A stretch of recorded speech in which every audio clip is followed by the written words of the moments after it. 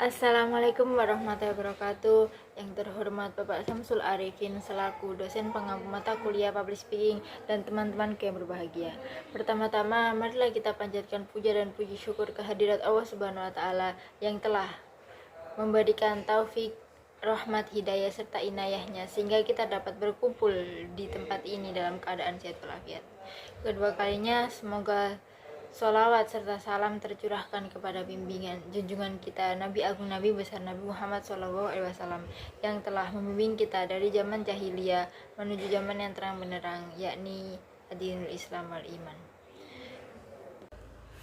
Beradanya saya di sini untuk menyampaikan sedikit pidato mengenai pentingnya etika dalam berpendapat.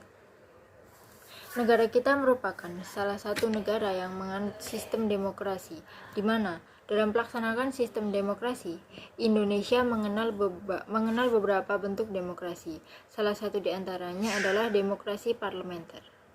Pelaksanaan demokrasi di Indonesia tentunya tidak lepas dari asas-asas pokok demokrasi agar proses jalannya demokrasi tidak bertentangan dengan nilai-nilai Pancasila sebagai ideologi negara bangsa Indonesia. Salah satu ciri utama pemerintah yang mendukung adanya demokrasi adalah yang pertama, yaitu diberikannya kebebasan masyarakat untuk menyampaikan pendapat di muka umum. Yang kedua, yaitu kebebasan untuk menyampaikan pendapat di muka umum. Kebebasan ini dijamin oleh pemerintah melalui Undang-Undang Dasar tahun 1945 Pasal 28 dan Undang-Undang Republik Indonesia Nomor 9 tahun 1998 tentang kemerdekaan menyampaikan pendapat di muka umum. Yang ketiga, yaitu kebebasan dan kemerdekaan yang diberikan dan dijamin oleh pemerintah dalam menyampaikan pendapat. Bukanlah kebebasan atau kemerdekaan yang sebebas-bebasnya, melainkan kebebasan yang disertai dengan rasa tanggung jawab dan sesuai dengan peraturan yang berlaku pada Undang-Undang Dasar yang sudah diatur oleh pemerintah sebelumnya.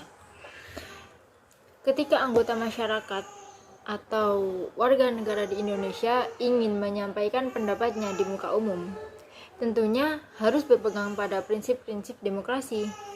Tidak boleh kita melakukan kegiatan apapun tidak sesuai dengan undang-undang yang ada, apalagi khususnya menyampaikan pendapat di muka umum dengan sesuka hati. Kita juga harus mengikuti peraturan yang ada dan sudah ditentukan sebelumnya. Pada prinsip demokrasi Pancasila, agar proses penyampaian pendapatnya dapat dipertanggungjawabkan baik secara moral maupun hukum. Jadi apabila kita menyampaikan pendapat dengan awur-awuran, maka kita harus mempertanggungjawabkan pendapat kita tersebut yang kita kemukan di muka umum itu, kita pertanggungjawabkan secara hukum.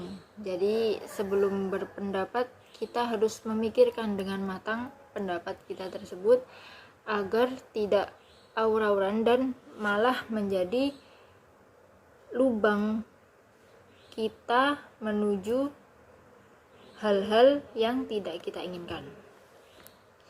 Ada beberapa cara atau prosedur yang dapat dilakukan oleh masyarakat dalam menyampaikan pendapatnya di muka umum.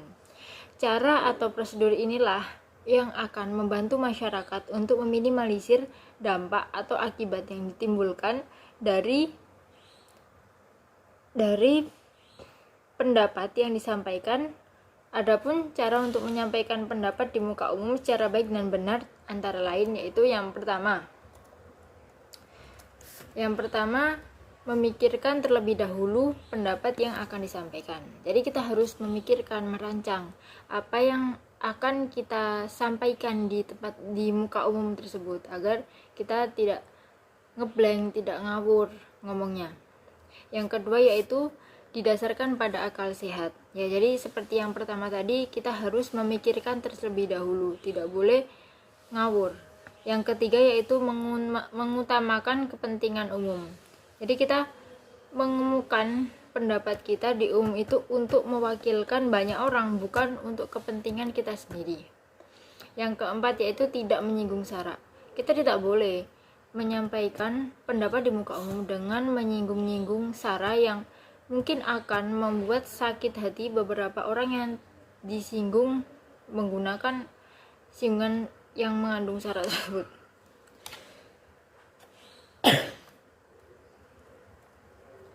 Selain mengikuti tata cara yang telah disebutkan, kita juga harus memiliki etika dalam mengemukakan pendapat.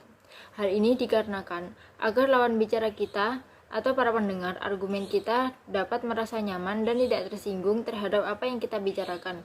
Lebih-lebih lagi, pendapat kita dapat didengar dan dapat disetujui oleh mereka, karena dengan menggunakan etika, orang-orang lebih mudah untuk menerima, karena tidak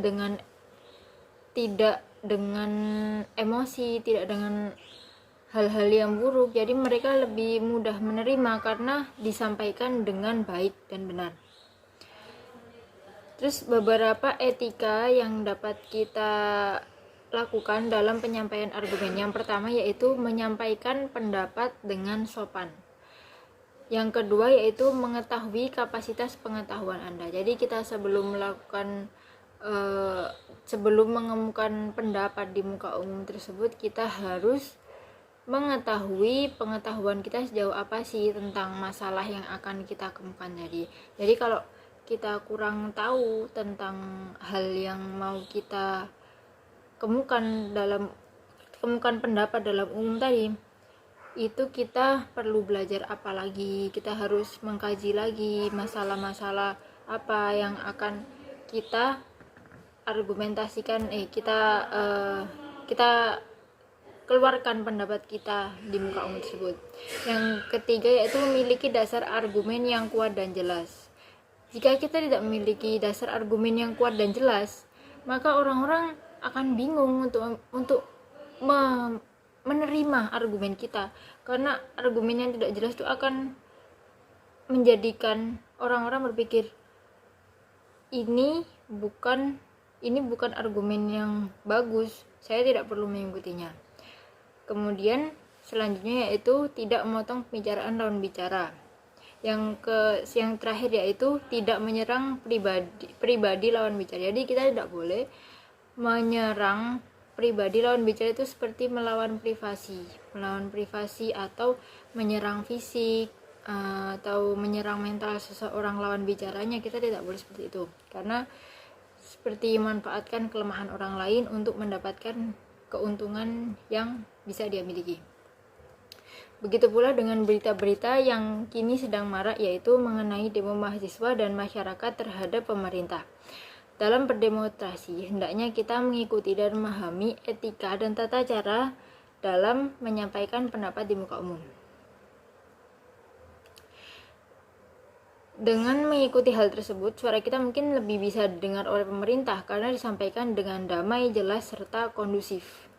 Bukan anarkisme ataupun vandalisme yang dilakukan saat berdemonstrasi, karena hal tersebut bukan hanya merugikan diri kita sendiri dan orang lain, melainkan merugikan negara juga, karena dengan kita melakukan anarkisme, vandalisme, kita dapat melukai orang lain, seperti banyaknya penyerangan pada oknum-oknum polisi atau penyerangan pada mahasiswa, penyerangan pada orang lain. Itu merugikan orang lain dan merugikan negara. Itu seperti merusak fasilitas. Vandalisme itu merusak fasilitas, itu kemudian akan merugikan negara, karena dengan merusak fasilitas tersebut itu akan diperbaiki lagi lah. Perbaikannya itu menggunakan uang pajak, yang membayar pajak itu masyarakat lagi. Jadi sama saja kita membuang uang kita, merugikan negara juga. Maka dari itu, marilah kita bersama-sama untuk lebih belajar lagi dan lebih bijak dalam menyampaikan pendapat. Karena jika kita dapat menghargai dan memberikan yang terbaik untuk orang lain, maka kita akan mendapatkan balasan yang setimpal, bahkan lebih dari apa yang kita berikan. Dan dengan kita belajar lebih baik dan bersikap lebih bijak, maka kita akan semakin dihargai dan mendapatkan banyak dukungan dari orang lain atas pendapat yang kita sampaikan di muka umum tersebut. Sekian pidato yang dapat saya sampaikan. Mohon maaf apabila ada salah kata atau perbuatan. Wassalamualaikum warahmatullahi wabarakatuh.